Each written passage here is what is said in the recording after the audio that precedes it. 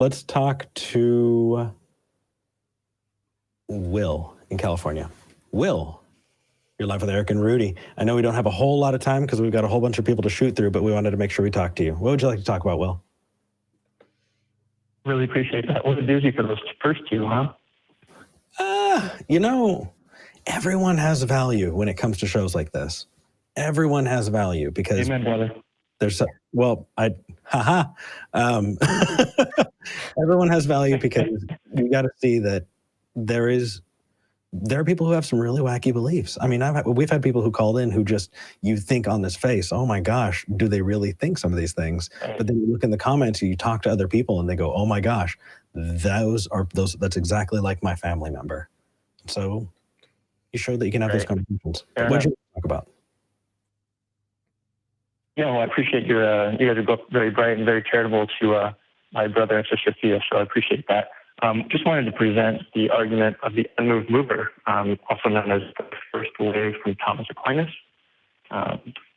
So the first premise is really just that the universe itself, as it stands currently, is finite, and the amount of material stuff in it is finite. I think we kind of agree to that, right?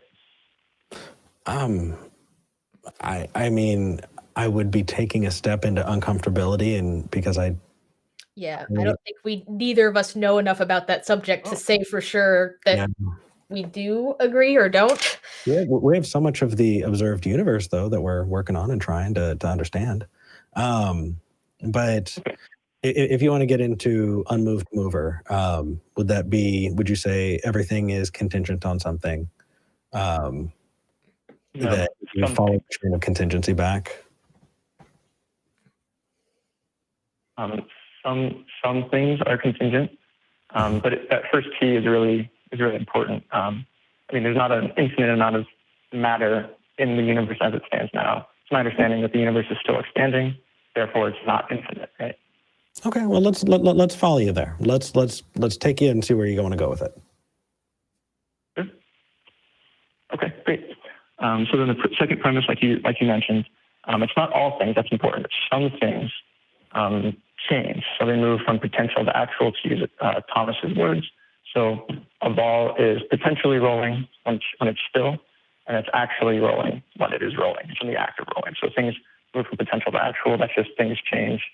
And then the next step is things do not move themselves, but rather something else. So that ball doesn't move by itself, but rather something else moves it. Could be another ball, could be a squirrel, could be whatever you want. And then the next step, you're accounting for the squirrel, though, is that this is, sorry? That's okay. It was just a fun addition that you added the squirrel in. That's appreciated. So hold on. You're very welcome. So you're saying there's a finite number of things. We live in a finite universe. Mm-hmm. Things don't move themselves. Next. Right. Sure. Yeah, very good. Thank you. So then there's a difference between these causal links. One would be accidentally an accidental series, and one is it's called different things, an essentially ordered series or a causal series. So the accidental series would be like dominoes or generations of people. Mm-hmm. Each domino leads to another one, but you don't need that domino to keep doing something in order for the other one to follow. It does its job and it's over. Just like procreating, you have your children and that's it. Your grandchildren don't depend on you to keep doing something. Right. Whereas an essentially ordered series, which is what Aquinas is talking about, that would be something like a long chain of train cars or a long line of balls or like a chandelier hanging from a ceiling. Each link is dependent on the one before it. Okay, and so if we rewind time all the way back, is that where we're going? No, see, that's Kalam, that's William Lane Craig. I don't care for those very much. I think that's wrong. This is in this moment. Go ahead. Sorry, in this exact moment, as you see a chain of things happening, something must be sustaining that chain because of the essentially ordered series, not the accidental series, the essentially ordered series. Something must be at the beginning of this chain in order for it to have any action in the first place. Okay, so if we wouldn't we need to be looking back? So I came from my parents, they came from their parents, go all the way back to the beginning, go all the way back to abiogenesis, go all the way back to the formation of the planet, go all the way back to T equals 1, right? Or where so that would be the time. That's the temporal argument with an accidental series. I don't want to talk about that. That's Kalam and William Lane Craig. This is like as we actually, Kalam is very specific, that which begins to exist. Anyway, so maybe I'm not understanding. I'm probably cutting you off. I know we're really limited on time, but I want you to present it in a way that I can understand, because I feel like I'm not getting it. Yeah, sorry. So the essentially ordered series, like right now, not going back in time, but simultaneously, there's a chain of events. Something is, you see a ball rolling, a line of balls rolling, or a line of train cars moving. That chain cannot be infinite. That would mean, if it was infinite, that there's an infinite number of material things in the universe, and that doesn't seem to be borne out by the evidence. And also the second point is that you need something to start that action. Those acts things don't move themselves. They need something else. I don't have a first unmoved mover. I don't necessarily follow where you got the part about, infinite objects or whatever it was. I don't necessarily follow that part, but I don't think that's not the important part anyway. We're mostly focusing on the unmoved mover bit, correct? That's where the God argument comes from, right? It's really the linchpin. The unmoved mover the infinite regress is the linchpin. I think that's where most of the debate happens. An infinite regress is impossible in an essentially ordered series. That's the linchpin. I guess for one thing, I'll say that not that this means a whole lot, that I have heard that is not necessarily impossible. There's theories or whatever, but even so, I mean, to intuitively, you're right. That doesn't really make sense. But even if that is the case, what does that mean for God? Does that mean that? Yeah. What does that mean? Yeah, good question. It certainly doesn't get us the Abrahamic God of burning bushes and talking snakes. What it does get us is an immaterial thing that is eternal. It's always been, and it's omnipotent. It's holding everything in existence. It's all powerful. There's nothing that holds it in existence. It is the ultimate source of all existence, power, action, whatever.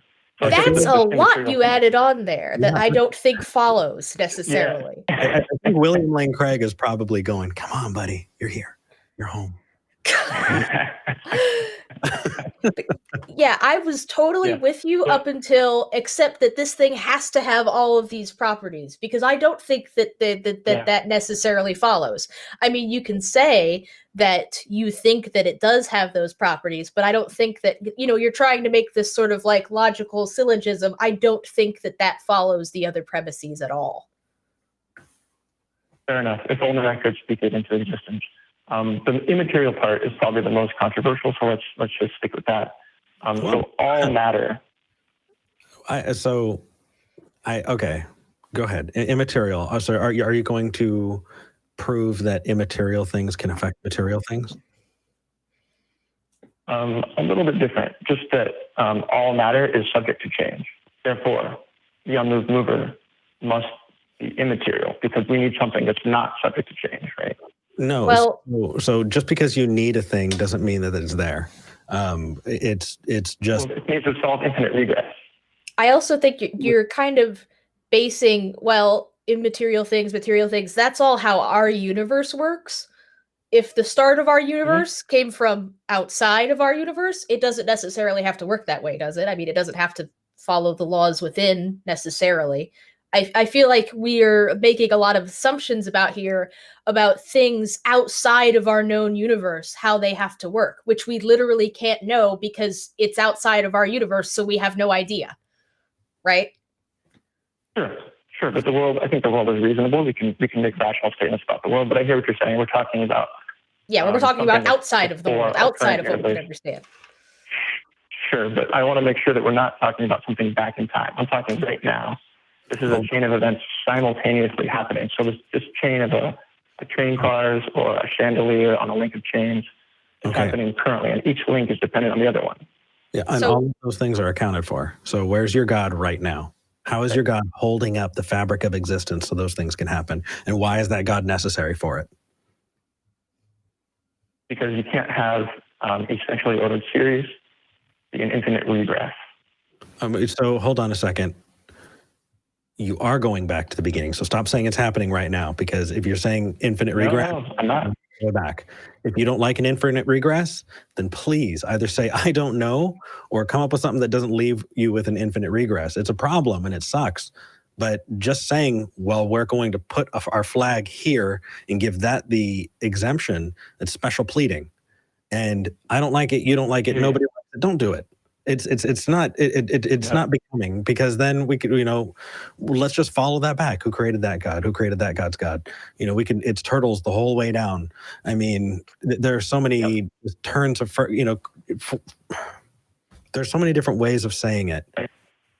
Just because you don't like it doesn't mean. I want to make sure that infinite regress is often, in common parlance, referred to temporally, but I'm talking materially. We can't have an infinite regress of things pushing each other. Okay, hold on. Morally and materially, you're talking about time and material. Are you saying that time and material exist without each other? I'm saying that sometimes people say infinite regress with this argument in terms of time, and I hear you there. I'm not talking about time. When you're talking about things pushing each other, though, don't they have to push each other in a sequence? Like, does that not involve time? It may have involved time at some point, but right now, so the common thing that Aristotle and Aquinas use is a man pushing a stick down a path, and using a stick to push a rock. That rock is pushing another rock. And so you just have this infinite line of rocks. We can't have infinite rocks. Okay, so Will, do me a favor, man. I know we've been trying to kind of wrestle with this for a little while. I want you to call back and see if you can phrase it a little differently, because I want to understand what you're saying. And maybe for my part, I will watch this episode back and re-listen and try and get what you're saying.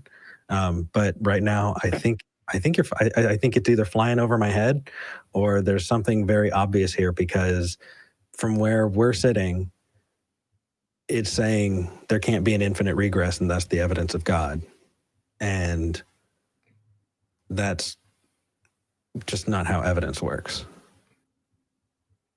I hear you. I think the time crunch may have gotten to both of us. I highly doubt that it went over your head. It's a big head you got. So yeah, you've always got the disadvantage as the last caller. It's like, okay, I got to make this as succinct as possible. And yeah. But you're welcome to call back. And thank you for waiting for so long on the line. Thank you very much. Take care. No problem, Eric. Take care.